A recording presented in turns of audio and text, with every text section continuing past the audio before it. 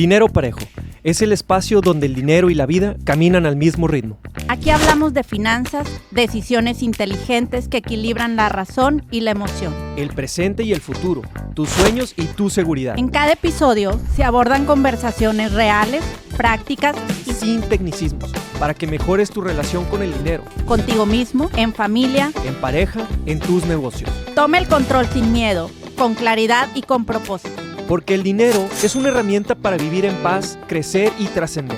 Dinero Parejo, donde las finanzas se viven con emociones.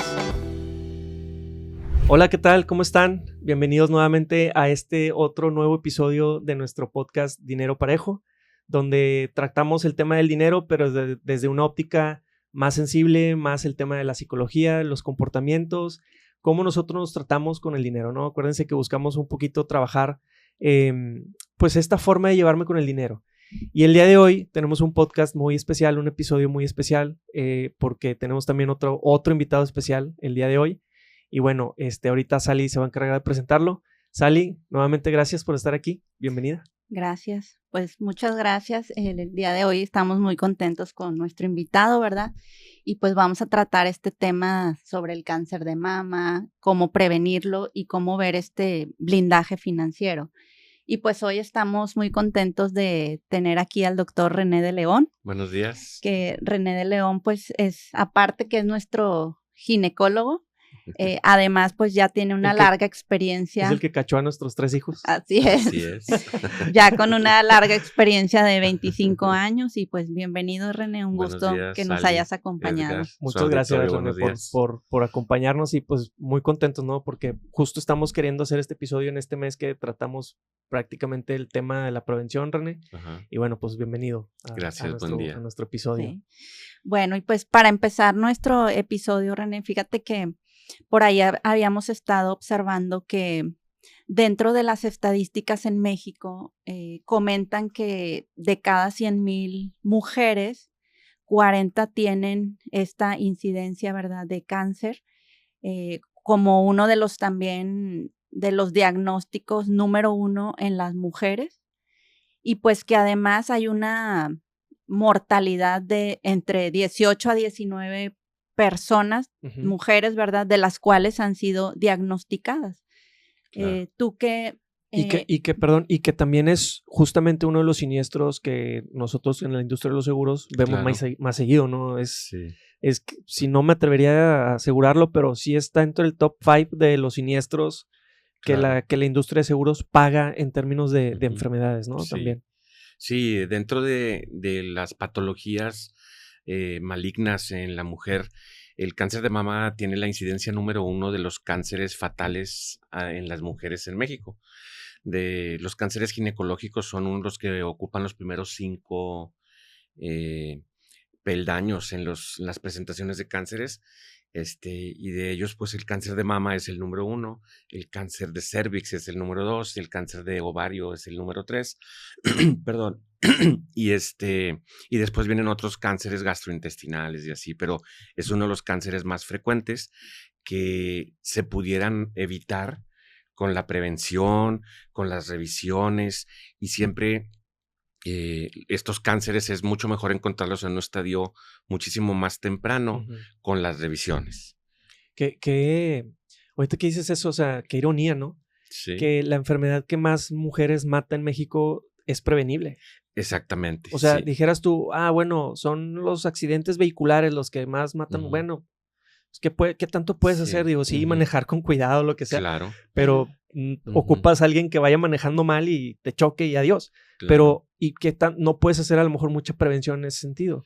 Pero en este caso, lo que dices, o sea, es muy prevenible, René. Sí, o sea, las campañas de prevención, las autoexploraciones y sobre todo la explicación o la confianza que uno tenga con su médico, ginecólogo o tal vez cirujano de mama que se encarguen de este tipo de patologías son los que hacen a nosotros como profesionales de la salud que tengamos un diagnóstico más temprano. O sea, el ejemplo más común son las pacientes de que no me autoexploro o no acudo al ginecólogo por miedo a presentar la patología. Ya. Y nosotros pues tratamos de inculcar en la población que lo mejor es pues revisarse, porque los estudios preventivos no curan la patología, Claro. pero nos ayudan a prevenirla, o sea, a tratarla en un estadio muy temprano, en donde las consecuencias en un porcentaje alto de esa detección temprana no son fatales.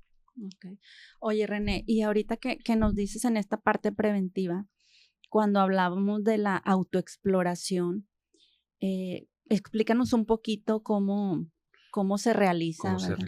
Fíjate, antes de caer directamente en el tema de cómo enseñarle a una paciente a autoexplorarse, creo que es importante que todo empieza en la confianza que hay entre el doctor y Y la el paciente, paciente. que nosotros como ginecólogos muy comúnmente nos pasa que cuando haces confianza con tus pacientes, empiezan a llevar a sus hijas, o lo que nosotros Claro. inculcamos es de que traigan a sus hijas a edad temprana, para desde ahí nosotros inculcarle a las niñas, después de su primera menstruación, o no sé, en la adolescencia temprana, que ellas se acostumbren a que mamá va con el doctor una vez al año para prevenir, y no tiene nada de malo que yo vaya al doctor, y eso se va haciendo como una costumbre. Como una Entonces, cultura, como una ¿verdad? cultura Desde ya. de la prevención. Entonces, lo correcto, lo ideal sería que todos los ginecólogos realizaran ecografías mamarias a todas sus pacientes, pero no todo el universo de ginecólogos lo hace. Algún porcentaje de ginecólogos se dedican más, pues, a la laparoscopía, a la biología de la reproducción. Nosotros tenemos años ya, como alrededor de unos 15 años, de estar eh, previniendo, como quiera, también patologías como el cáncer de cervix, con estudios especiales, Ujú. con cursos que debes de tomar.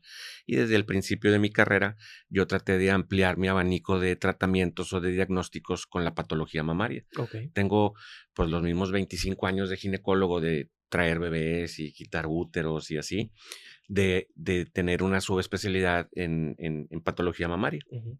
en el extranjero. Entonces eso me inculcó a mí desde el principio que los ginecólogos, siendo el primer médico de contacto para la patología femenina, no era conveniente mandar a tus pacientes a otro lado a que les revisaran el busto cuando pues forma parte de la anatomía femenina, o Claro. cuando Claro. forma parte de las patologías de tu paciente. Entonces, desde edad temprana, tratamos de inculcarles a las mamás que lleven a sus niñas para tomarles como quiera una ecografía abdominal, para que las niñas vean su útero, sus ovarios, y una ecografía mamaria, aunque la niña esté en desarrollo, para que ellas vayan haciendo un hábito de que no tiene nada de malo, no da pena, tu doctor pues es tu amigo sientes la confianza con él, y Claro. más si tu mamá va con él. Ujú. Y estábamos investigando, según las autoridades, veíamos que en la investigación que hicimos previo al episodio, decía que recomendaban la autoexploración después de los 20 años, la exploración clínica, que creo que ya es estando presente Ujú, con el doctor a partir de sí. los 25, y una mastografía cada 2 años a partir de los 40 años, René. ¿Estás de acuerdo con estos Fíjate que datos? hay algunos temas. O sea, el primero es que desde que la niña está en la pubertad o en la adolescencia temprana, vale la pena o sea, hacer sus revisiones. O sea, inculcarles que las revisiones clínicas ¿Qué es edad son temprana? Porque yo edad tengo una niña así de ujú. 9 años y estoy de que... Bueno, haz de cuenta que alrededor de los 13 o no, en promedio entre los 10 y los 13 años, las niñas empiezan con su primer periodo menstrual, que Ujú. se llama menarca, que es la primera menstruación. Y entonces, a partir de ahí, las hormonas que producen los ovarios empiezan a hacer los efectos eh, fisiológicos secundarios del desarrollo femenino. Ok. Y entonces el vellito empieza a crecer, o el busto o el botón mamario empieza a crecer, y llega un momento, pues cada mujer es diferente, tienen desarrollos diferentes. Pero si inculcamos en las niñas esas revisiones, anteriormente lo que hacía el ginecólogo era explorar a la paciente manualmente, ¿sí? Okey. Eh, la experiencia, la fineza del tacto del doctor, y pues las revisiones durante tantos años hacen que las manos del doctor pues puedan detectar tumores incluso de hasta 1 centímetro, poco probable menos de 1 centímetro. Ya. Pero en comparación, una paciente puede palparse una masa alrededor del 1,5 centímetros o 2. Ok. Mm. Pero los pronósticos de la patología maligna de la mama varían de menos de 1 centímetro de 1 a 2 centímetros y más de 2 centímetros. Que son muy difíciles, ¿no? Que es muy Entonces, difícil, es un tumor que mide más de 2 centímetros, que tiene ciertas características histológicas o en el crecimiento en las imágenes o incluso metástasis se llama, o sea, la presencia de células a distancia en otro órgano como primero en la axila, cambia totalmente el pronóstico. Ya. Entonces, anteriormente se exploraban manualmente a las pacientes, pero ahora teniendo pues los equipos ultrasonográficos muy modernos, los ginecólogos podemos tener adaptadores en el eco con transductores para mama. Y si eres experto o tomas cursos y te preparas, exactamente puedes sospechar, no con la fineza de un radiólogo experto en esa rama totalmente o única, pero puedes sospechar cánceres muy temprano y entonces sí puedes mandar tomar mamografías a edades más tempranas. La clínica hace que las mamografías no se recomiendan tomar anteriormente en pacientes menores de 40 años porque el tejido mamario es muy fibroso y muy denso y eso hace que la foto en la radiografía que se toma, o ahora son digitales, salga muy blanca y puede esconder algunos pequeños tumores. ¿Sí? Confundir ahí también. Confundir. Entonces, una paciente de 25 años que le tomas una mamografía, pudiera esa fibrosis esconder nódulos. Entonces, tienes que hacerte de tu arsenal y pues es la ecografía mamaria o ultrasonido, la mamografía e incluso hay pacientes que les tomamos resonancias. ¿Sí? Pero sí es muy importante desde pues en los 15 años o 16, cuando una vez que le da coliquito a la niña, pues la lleve su mamá al ginecólogo, tomamos un eco abdominal y le decimos que hay que tomarle un eco de mama, aunque su mama esté en desarrollo. Ya. O sea, estoy en shock porque yo creía que esto era un tema nada más de mi esposa. No, y ahora sí. De hecho, digo, es muy poco probable que haya cánceres en pacientes menores de 20 años o así, pero en medicina es importante que la gente sepa que no hay nunca, ni siempre, ni jamás. No, y estás hablando de un tema preventivo. Exacto. O sea, que a las mujeres a temprana edad se les haga algo muy normal. Exactamente. Este tema, ¿no? El de ir al doctor. Oye, tradicionalmente, tradicionalmente el niño va al doctor cuando está enfermo. Exactamente. O incluso nosotros como padres de familia los llevamos cuando están enfermos. Bueno, nosotros no. Sally sí ha sido una mamá de, yo creo que es la mejor cartilla de vacunación que hay en todo Nuevo León. Pero sí es muy insistente, ha sido muy insistente en ese tema de ir a, oye, ¿están bien los niños? ¿A dónde vas? Claro, no, voy con el doctor. Claro. Y, no, pues para asegurarnos que estén bien. Claro. Y eso también se traslapa a esto que estás comentando. Claro. Y sabes que entre paréntesis quisiera, lo que dices tú es muy cierto. Una persona en cualquier rubro de su vida o de su parte laboral debe de profesar, o sea, hacer lo que profesa. Y ante tu auditorio, pues yo quiero felicitarlos. Ustedes son unas personas muy preventivas en su salud y entiendo muy bien que están profesando lo que ustedes creen y valoran, que es la prevención en el tema de un seguro de gastos médicos, en un tema de prevención a largo plazo, no sé, o sea, ustedes me entienden a lo que voy. Sí. Entonces no puede uno tampoco como doctor decir, bueno, pues el deber ser es de que la paciente lleve a sus hijas o que ellas vayan una vez al año, cuando uno no cree en eso, cuando uno no lo hace en su casa. Entonces tienes que actuar, o sea, tratar a la gente pues como si fueran tu familia o tus personas queridas. Entonces, digo, eso es entre paréntesis para echarles porras de que son pacientes muy pegados y eso, la prevención es muy importante. Sí, entiendo. Okay. Y René, regresando un poquito a esta autoexploración, platícanos un poquito cómo se realiza. Sí, fíjate, la exploración, te digo, en la actualidad nosotros recomendamos la ultrasonografía como lo mejor, pero sí es importante. Nosotros vemos a las pacientes una vez al año. Okay. Sí, en los cánceres de mama sí hay cánceres de rápido crecimiento con estirpes histológicas muy agresivas que pueden desarrollar un cáncer a un estadio de mal pronóstico en menos de un año. Okay. ¿Sí? Entonces, si yo reviso a una paciente los eneros de cada año, pero yo no le enseño a la paciente, yo no le inculco a la paciente que ella haga exploraciones personales durante todos los meses, unos días después de terminar su menstruación, para que el busto no esté sensible y lo pueda explorar de forma apropiada, pues estaría yo esperando que el enero que entra, en el año que entra, no haya nada ni en el cervix, ni en el ovario, ni en el útero, ni en mama. O sea, tú ves a una paciente en enero y en febrero, no sé cómo describirlo, pero Pues se dispara algo. Pudiera pasar. Y Sí. si es algo, como dices tú, rápido, Sí. para el siguiente enero puede haber ya llegado Pudiera un haber avance llegado, de exacto, a lo mejor a más de 1 centímetro. Bueno, o sea, el tema es que la etapa del tumor clínico varía dependiendo de muchas cosas, o sea, sobre todo el tamaño, pero bueno, el tamaño, la estirpe celular, el crecimiento, si hay células a distancia o no. Pero bueno, volviendo a la exploración, que yo sé que es el tema que ya van 2 veces. Volviendo a la exploración, la forma más sencilla de que una persona que no es profesional de la salud se explore el busto es en la regadera, para que el agua corra por la piel y haga como una capa, pues, deslizante sobre su mano, sobre las puntas o las yemas de los dedos, a compresión hacia el busto.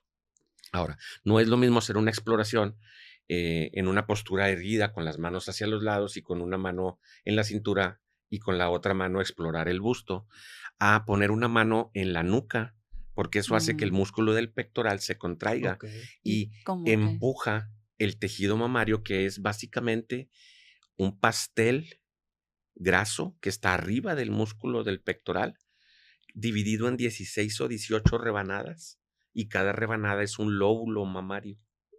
¿Sí? Entonces, la glándula mamaria es un pastel con 18 rebanadas cubiertas con tejido fibroso y se llama lóbulos cada uno. Todos esos lóbulos tienen conductos que confluyen al pezón, y ahí es en donde la función glandular de la glándula mamaria, es la producción de leche, confluyen a ese pezón y la leche sale.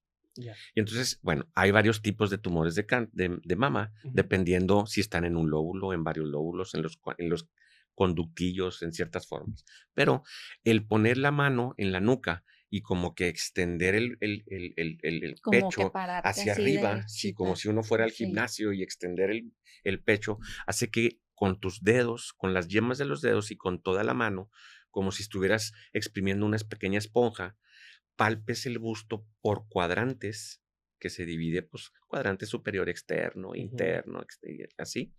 Y entonces, con las yemas de los dedos y con toda la mano, palpar el tejido graso mamario,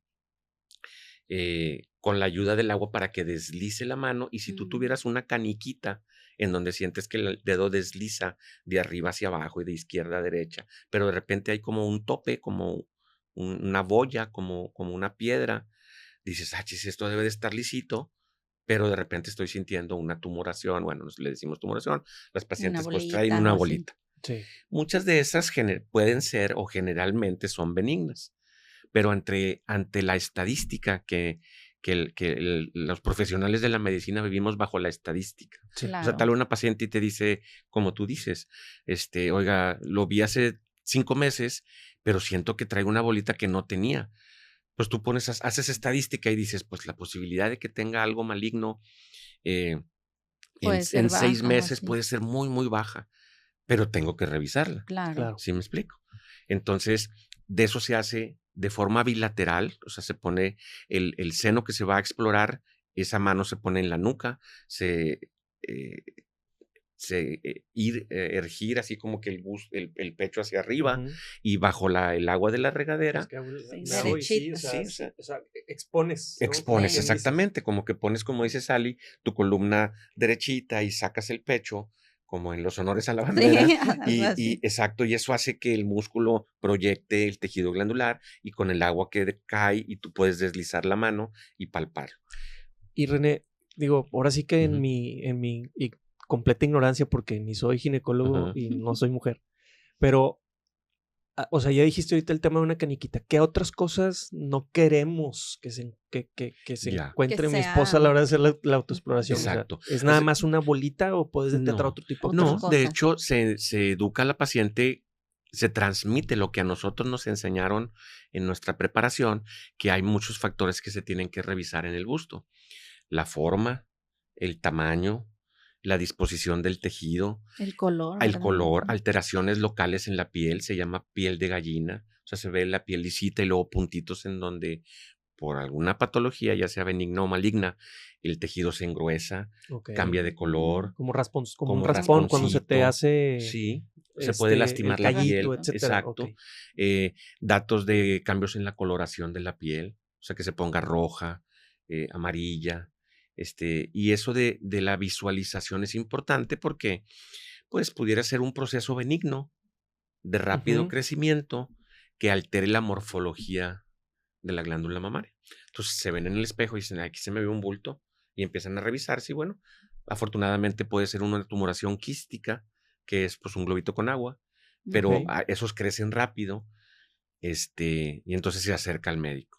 Y este tema es muy relevante hacerlo terminando el ciclo menstrual, o sea, que no se haga ni durante la menstruación ni durante la ovulación. O sea, la autoexploración. Okay. Sí, la autoexploración, porque el busto se pone más sensible por el tema hormonal, y entonces la calidad de la presión o el dolor, la sensibilidad. Exacto, la sensibilidad que puedes sentir en la mujer, pues no te deja revisar. Que lo hagas bien. Vaya. Sí, es como yo les digo a las pacientes, o sea, les explico visualmente cómo se hace y les digo, no es lo mismo revisarte en la menstruación o en la ovulación porque me revisaré así como, ay. Me duele, pues no me reviso.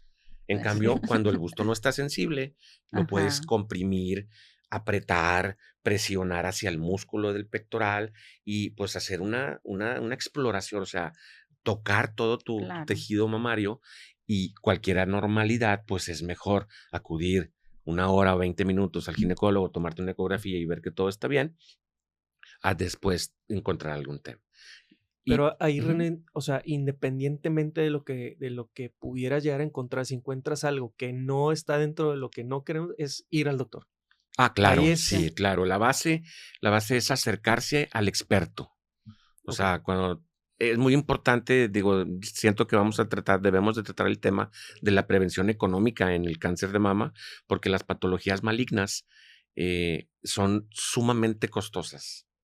Extremadamente costosas. Sí, vamos a ahondar ahí. Sí, y es importante eso, porque así como se previene, ahorrando dinero.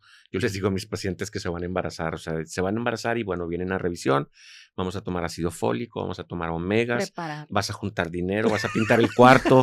Pero ¿se los pones en la receta? No, eso se los digo. Para pasarte mi teléfono. No, sí.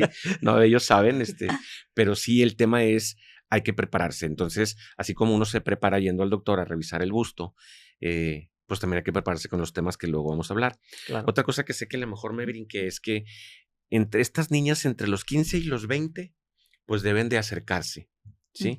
En teoría, pues el tema de los 18 años en México, pues bueno, porque actualmente yo siento que ha aumentado mucho la cultura en las jovencitas. Y ahora van a la consulta muchas jovencitas de 19, 20, 21 años por otros temas que antes a lo mejor era más tabú acercarse con el ginecólogo. Claro. Y eso es lo que uno como profesional de la salud tiene que tratar de cambiar, porque entre más pronto el médico o la paciente hagan clic, entonces para nosotros la prevención es mucho más fácil. Claro. Porque una paciente que de 19 o 20 años, que su mamá viene contigo, ya estoy más viejito, ya me están tocando partos de las que yo traje. Siguientes generaciones. Sí, las siguientes generaciones. Pero eso está padre porque sientes que hay un clic con tu paciente, claro. Y entonces es la confianza. Pero antes no había.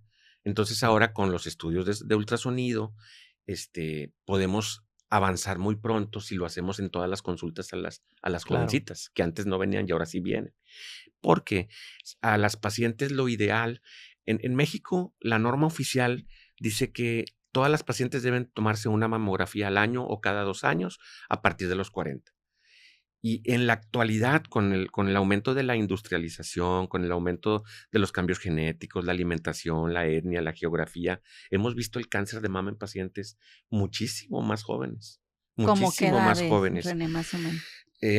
Bueno, aquí la edad, bueno, sí, el promedio de edad de manifestación, yo creo que en la actualidad es entre los medianos 40.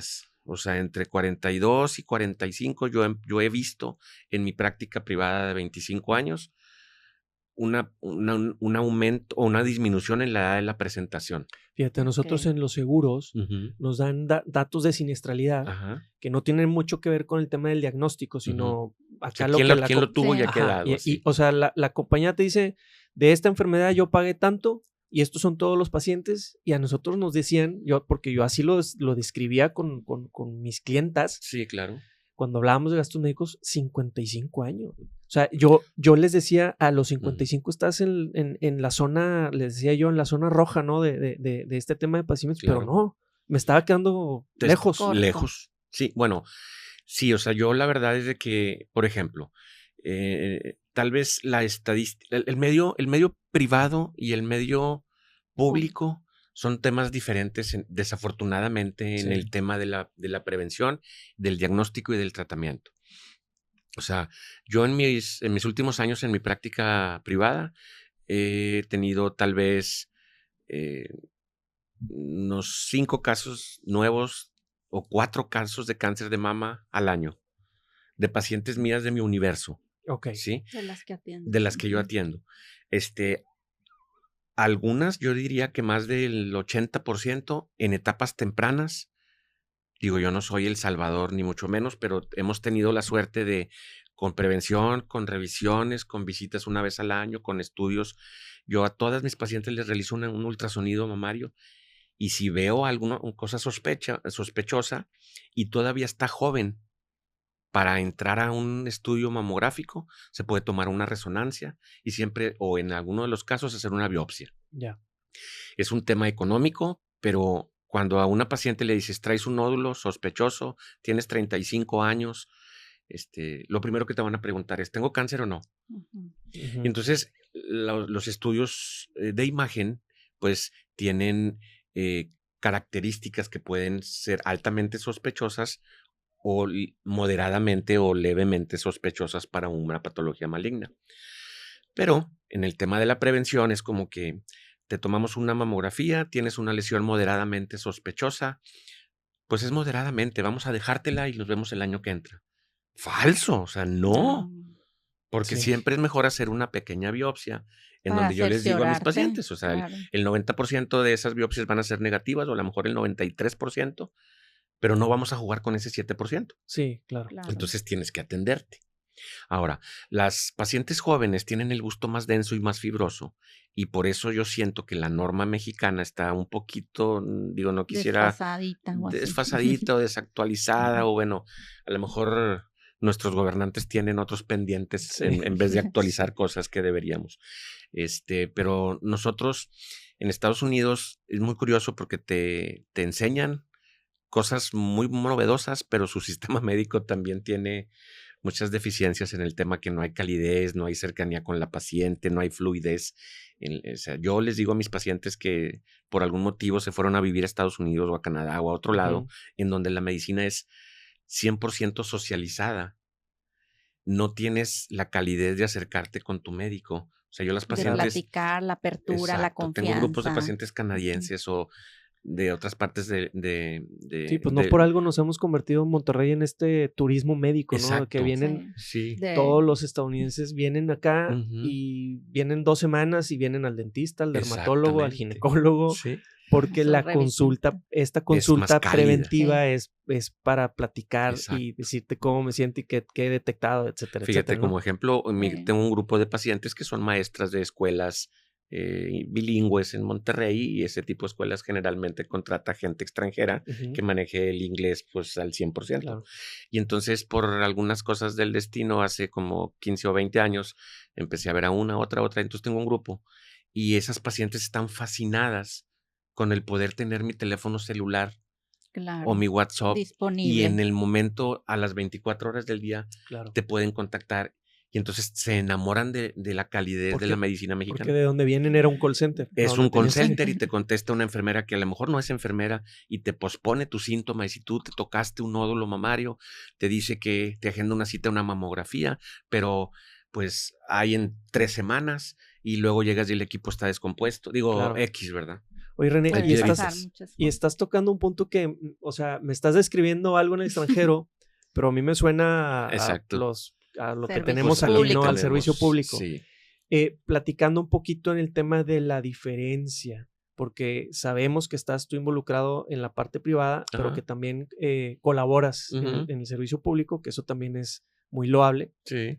porque tranquilamente te podrías haber quedado en tu práctica Claro. privada y ya. vivir la Fíjate, vida, siempre, ¿no? sí, Pero siempre has he tenido sido- eso, ¿no? Siempre he tenido eso porque me gusta transmitir lo que mis maestros en su momento me enseñaron. Claro. Entonces, la verdad es que durante todo mi tiempo de médico he sido pues docente ginecológico en Ujú. algunas instituciones, he pasado por varias y ahorita estoy en una que es de servicio público, pero tengo mis médicos residentes y trato Ya. de transmitirles Ándale, qué padre. que a las pacientes públicas, pues con las deficiencias o carencias que haya, el trato debe de ser como de una paciente privada.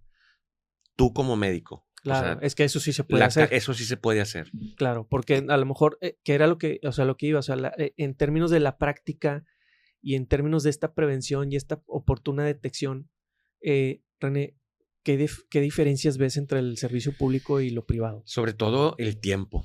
O sea, el volumen de pacientes, la infraestructura. Y yo les comento a las pacientes pues, del servicio público, pues no es que tu médico no quiera. O sea, a veces hay tantas personas para esa demanda de ese estudio o de ese equipo de mastografía y te ponen una cita en 3 meses. Sí, pues ¿sí? ya. Y Tres son meses pacientes. Pero 3 pasar. meses ya con un diagnóstico. No, para tomar Para el estudio de imagen. revisiones Para o tomar el así. estudio de imagen. O sea, si alguien, otra vez, si vuelvo a la historia de la autoexploración, Ajá. es alguien, se autoexplora, escuchó el podcast, dijo, me voy a empezar a autoexplorar, pero ella se atiende en un servicio público. Se detecta algo, va contigo y hasta dentro de 3 meses vas a poder hacer tú lo que... Ese es el tema que puede ser que si esa paciente se acerca a la medicina pública y tiene la oportunidad de que le den una cita, pues no sé, en 10 días y que le toque la persona que lo explore y que esa persona considere que necesita tomarle algo de urgencia, pero luego se les hace las órdenes y a lo mejor pues llegan a la secretaria del departamento de radiología y hay una fila de 20 personas tomándose estudios en general y luego llega ella y luego pues se van a comer o cierran la ventanilla o, ¿sí me explico? O se le Como vence el bien dices. pase. Ya estoy así. Sí, ese es un tema. El Pero tiempo, el ¿verdad? deber ser, o sea, esa es la tristeza, la triste de realidad, los ¿no? sistemas de salud. O sea, en la medicina privada, pues la paciente se toca el nódulo, te llama por teléfono o te manda un mensaje o te contacta pronto. Y mañana le dices que saque una cita en tu lugar de confianza, en donde el radiólogo es de tu confianza, que ve lesiones muy pequeñas o que tiene una experiencia amplia o no sé, en un lugar de confianza, que puede ser donde sea. Si se toma el estudio y en 6 horas te da un diagnóstico con una sospecha de una lesión maligna, eso es un lunes, pues el martes en la tarde o el lunes en la tarde o el miércoles en la mañana, o sea, en 48 horas ya está sentada contigo en el consultorio y ya le estás proponiendo un estudio de biopsia o... Oye, y aparte, René, perdón, se me viene de esto que nos platicas. ¿Qué tan fácil es, por ejemplo, en el servicio público, además de esto que dices, el que encuentres un nódulo que sea moderadamente sospechoso y que como quiera le mandes a hacer una biopsia como lo harías en la parte privada? ¿Es igual de sencillo o también ahí sí tendrías que, híjole, es moderadamente sospechoso, vente hasta el próximo año? Si te ves obligado por la falta de capacidad o algo así. Sí, o sea, el volumen de trabajo te puede sobrepasar, sobrepasar porque pues las mamografías se clasifican en una clasificación en inglés que se llama BIRADS. Y el BIRADS es unas siglas de abreviaturas que pues quiere decir como que Breast Imaging Database, como que tomaron muchos estudios de imagen y los compararon todos y esas son las siglas de BIRADS. Y el BIRADS va del 0 al 5. El 0 es un estudio que no es concluyente porque le falta una ecografía porque es una paciente muy joven y tiene el busto muy denso. Entonces, pues el radiólogo no se anima a decir está bien o está mal. O sea, pues, no veo nada, pero no estoy seguro. El 1 igual. El 2 es como que el característico, el que todo el mundo quisiera siempre estar en un BIRAD 2. Como el promedio. Es el promedio, es lo benigno. O sea, el BIRAD 2 es el mejor estudio. Digo, el 0 y el 1 sí, pero no son tan concluyentes. El BIRAD 2 es lo que... Tu paciente te habla y me dice, pues no sé, salí con algo de BR2. Estás bien. Pero mándame el estudio para verlo, porque me gusta ver las placas o ver las imágenes, como quiera. Perdón. Pero, por ejemplo, el BIRAD 3 es un estudio que es 98% benigno, pero que lo usan los radiólogos mucho cuando detectan por primera vez un nódulo, un quiste o una lesión. Y eso quiere decir que ese 98% de las veces es benigno, pero te quieren volver a ver en 6 meses para que él justifique una estabilidad del nódulo o del quiste y diga, que no haya no, pues sigue crecido. igual, te bajo a BIRAT 2, súper bien. Okay. Y luego viene BIRAT 4, que se divide en 4 en 4 subdivisiones, A, B, C y D, y pues es levemente sospechoso para cáncer, moderadamente, y el BIRAT 5 es francamente Es seguro una tumoración que es maligna. una tumoración. Entonces el tema es que en un hospital, en una institución pública, pues te sale una mamografía con un BIRAT 3 o con un BIRAT 4A o 4B. Entonces, pues es una lesión moderadamente sospechosa que depende de sus características radiológicas, el tamaño y otros factores. Tú dices, pues esta paciente la tengo que biopsiar pronto. Entonces hablas a quirófano y bueno, pues desafortunadamente, no sé, en alguna institución tendrán 8 quirófanos para traumatología, cardiología, cirugía general, oftalmología, otorrinolaringología, ginecología. Entonces, pues, ¿a qué horas metes una biopsia? O sea, sí la puedes meter, ¿verdad? Obviamente. Claro. Pero te ves... De todo ese conjunto ves, ahí lo sí, tienes que meter. exacto. Pues, Y con eso no estoy diciendo que la tiempos. institución pública esté mal. ¿No? Lo que pasa es que, pues, un consultorio, o sea, un médico privado, pues, a lo mejor ve un cierto número de pacientes al mes o un cierto número de pacientes al día y hablas a un hospital privado y si no hay lugar, pues le dice a tu paciente, bueno, vamos a marcar a otro hospital privado donde tengamos disponibilidad en 2 días ya con tus estudios para que todo esté seguro y te operemos. Pero en la institución pública, pues, ¿cómo haces eso? O sea, ese es el tema de la disponibilidad y la cantidad de volumen. Si yo fuera bendecido y tuviera en mi consultorio un número de pacientes estratosférico, pues a lo mejor también tuviera mi disponibilidad muy lejos, ¿no? Muy complicada. Sí, digo, pero afortunadamente habemos muchos profesionales de la salud y mucha gente especializada y mucha gente que hace clic con su grupo de pacientes y entonces pues tienes el tiempo para hacerlo. Y ese lapso de tiempo, René, como vamos a decir, esa ruta, ¿verdad? Donde, oye, hay que hacer estudio, luego la biopsia. ¿Cómo una paciente, qué recomendaciones tú darías para, pues, acortar de alguna manera, pues, esa ruta, ¿verdad?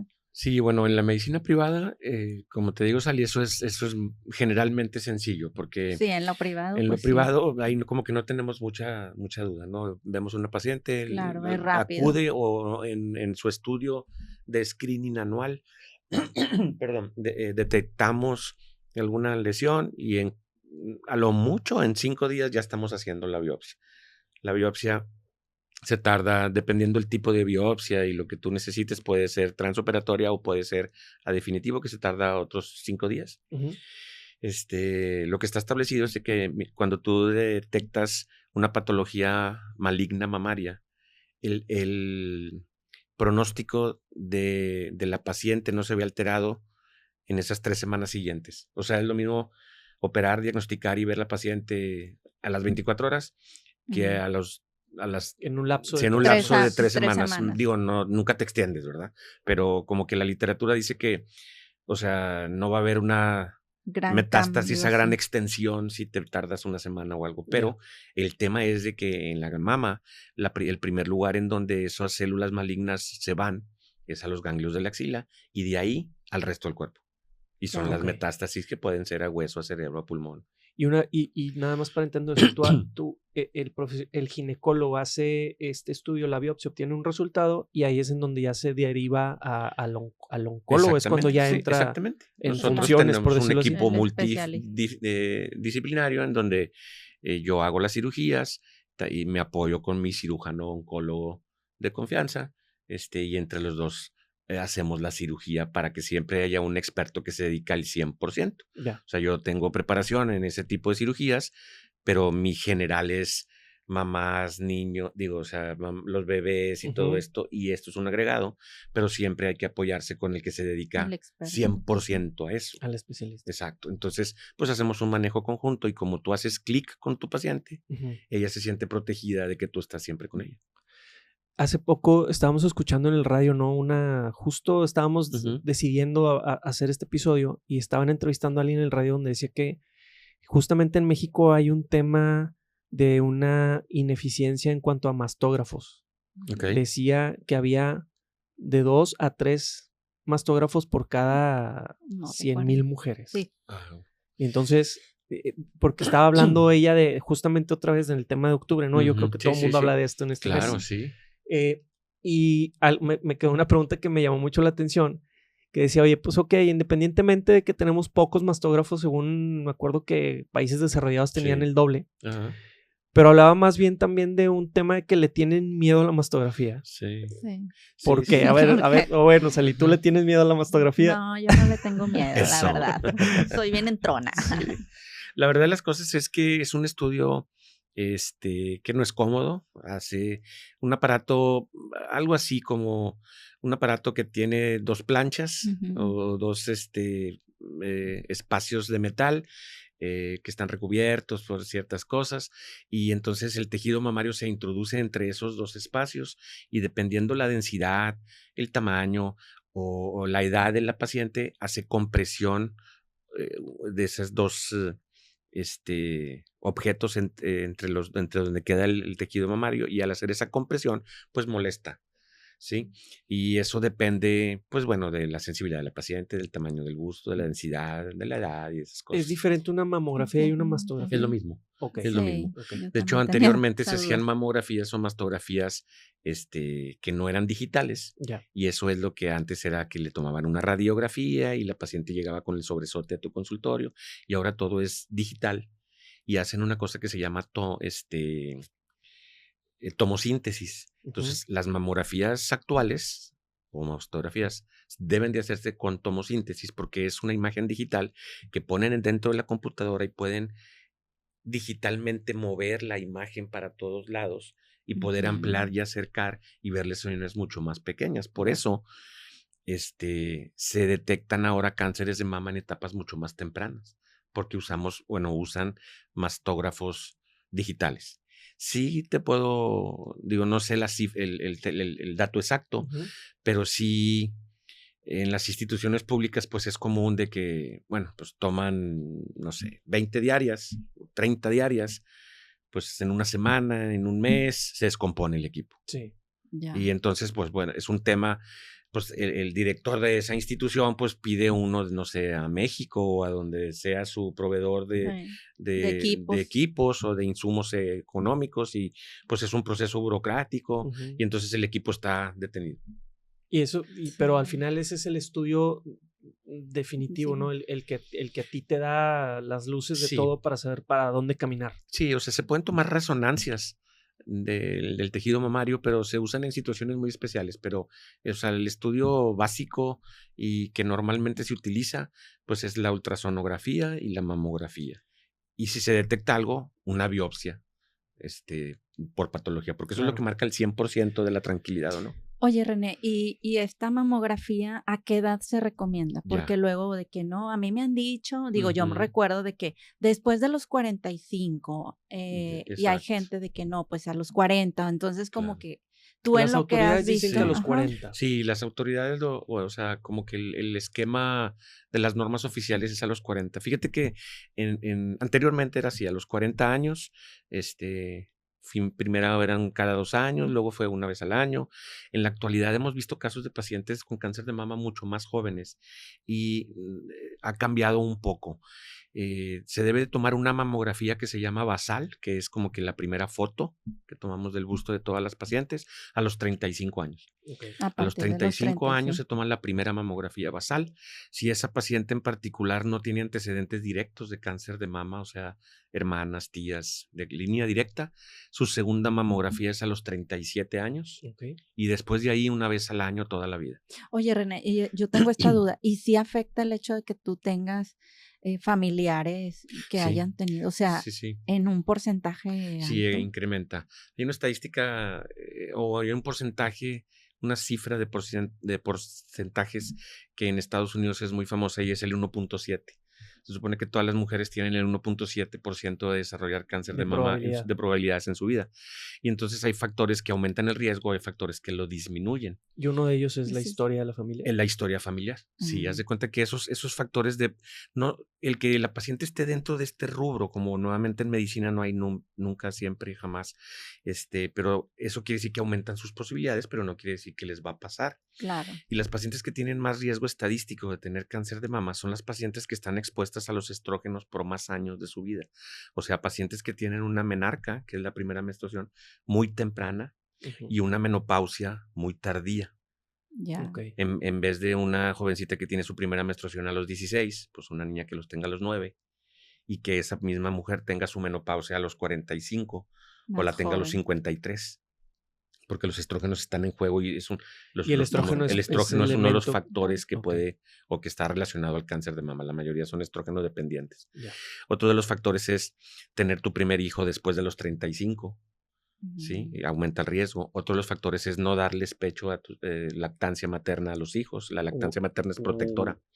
Entonces, sí, oye, ahí sí pónganlo en letritas negras, sí. Porque hay tendencia de no. Más fácil no. Exactamente, sí. Yo creo que por y eso el tema es de que cultura. los estrógenos se disminuyen al elevarse la prolactina, pues esas pacientes normalmente no menstruan porque como que se suprime su parte del tema hormonal. Y los estrógenos tienden a bajar un poco y entonces eso es factor preventivo. Wow.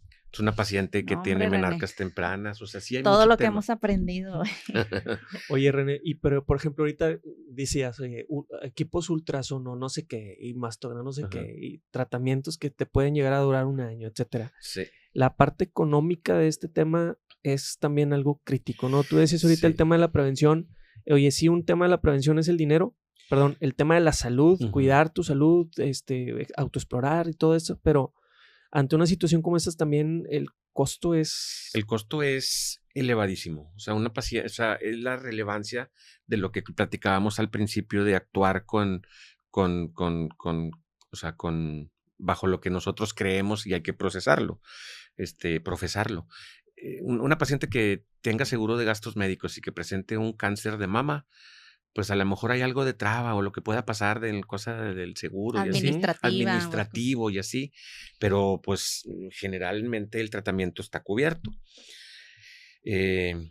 Los tratamientos de cáncer de mama cuando iniciamos con lesiones muy pequeñas se deben de hacer unas biopsias. Entonces, pues son estudios de imagen, exámenes preoperatorios para realizar una biopsia, que si la lesión es no palpable, o sea, mide menos de 1 centímetro, tienes que hacer un marcaje por radiología mediante ultrasonido y dejar una agujita muy fina que tiene una puntita y esa es la puntita, alrededor de esa puntita es lo que tú quieres sacar como biopsia, no el resto del tejido, cuando son masas no palpables. Entonces se hace todo ese proceso, el radiólogo la marca, la pasas a quirófano, hacen un estudio de patología, pues a veces se pueden ir a su casa ese mismo día, pero algunas se quedan a dormir un día. Entonces, un procedimiento quirúrgico de una biopsia con una noche de hospital, con anestesiología, médicos y todo el tema, pues estás hablando de... Sí, estás hablando tranquilamente de 150,000 pesos, no sé. Y eso es cuando no se tiene que hacer una mastectomía, quitar toda la mama cuando tiene cáncer, o hacer esa misma cirugía de biopsia con un vaciamiento axilar para ver si esa lesión sospechosa ya llegó a la axila. Se hace una cirugía más extensa. Y luego viene el otro tema, positivo. Y ver si no ha afectado otras cosas, exactamente, otros órganos. Hay que estadificar para ver el tratamiento, si es mejor un tratamiento, o sea, una cirugía más extensa en un segundo tiempo, o quimioterapia y radioterapia, o si no hay ganglios. ¿En cuánto vamos a ir? O sea, pues ya un ciclo de quimioterapia, digo, no tengo una cifra ya aproximada, pero pues tranquilamente puedes vender tu carro nuevo de lujo para pagar un tratamiento. Estamos hablando de 1,200,000. Tranquilamente. Que ese es el dato estadístico que nos da a nosotros la industria. O sea, sí. Decía que nos daban en la investigación, nos daban una investigación que era un costo de un tratamiento de 145,000 pesos al año en el servicio público.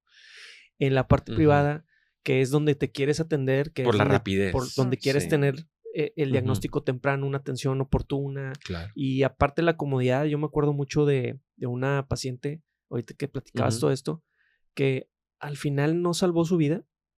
O sea, fue un tratamiento igual, metástasis, me acuerdo que hasta hubo un tratamiento de ablación fría que era así ya el tope para el tema del dolor y pues al final fue un cáncer muy agresivo y con el paso del tiempo a los familiares los seguimos atendiendo y el esposo nos decía, Edgar, pues es que lo que sí me acuerdo es que la póliza de gastos médicos a lo mejor no le salvó la vida a mi esposa, Claro. pero a las 4 de la mañana, si el dolor era, llegábamos directo a atendernos. Oye, el tratamiento, los días que estuvimos en el hospital, yo me pude quedar con ella. O sea, la tranquilidad y la comodidad que te puede dar una atención privada en ese sentido, ¿no?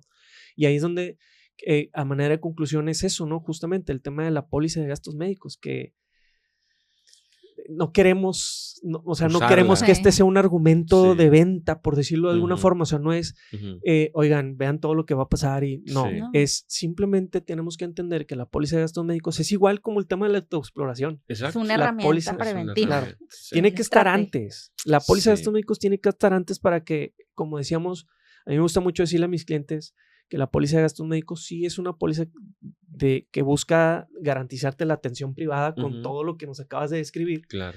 Pero más que eso, todavía una póliza de gastos médicos es un instrumento financiero porque evita que tu patrimonio se vaya a la ruina ante una enfermedad que, a ver, pongámoslo así en la mesa, ¿no? Es una de las enfermedades más caras que puede haber. Es la que mayor incidencia tiene en las mujeres y es la que tiene la tasa de mortalidad más alta en este sentido. Entonces, estamos ante un tema que tendría que ser una parte prioritaria, ¿no? El tema de la prevención a través de una póliza de gastos médicos.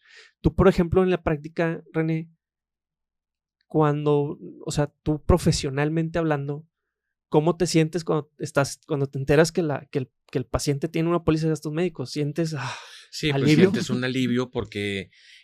porque no es tu dinero.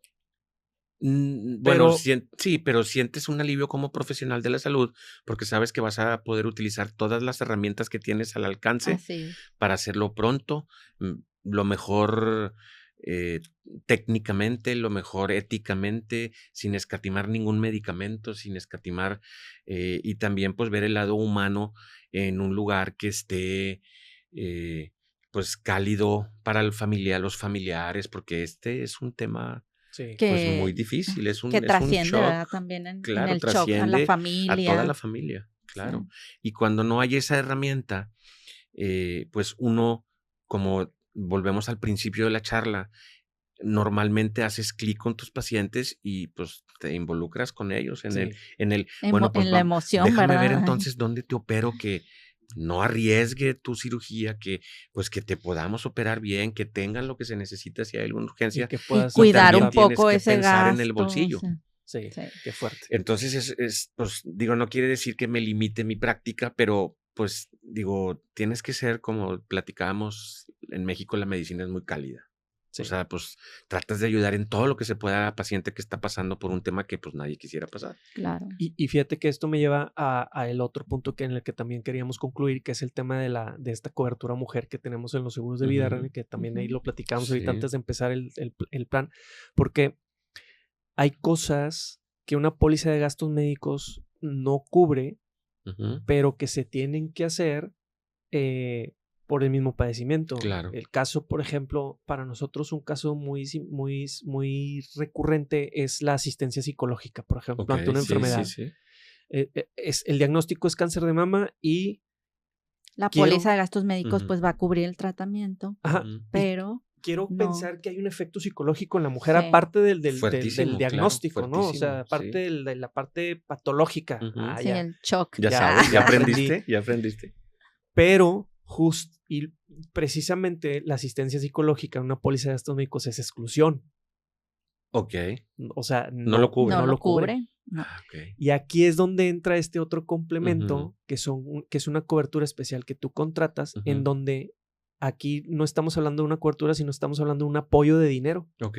O sea, oye, se diagnostica el cáncer de mama, en ese momento hay $500,000 en efectivo depositado a la cuenta de la asegurada. Nos ha pasado que oye, pues esto que ocupó, nos tocó hace algunos años, hace bastantes años, el tema estético. Oye, ya salvé la vida.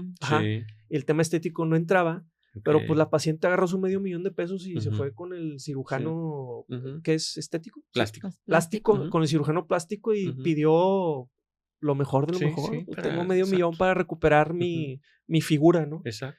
Y entonces es un complemento que te ayuda a contar con el dinero necesario para poder enfrentar lo que no puedas enfrentar con tu póliza de gastos Claro. médicos, ¿no?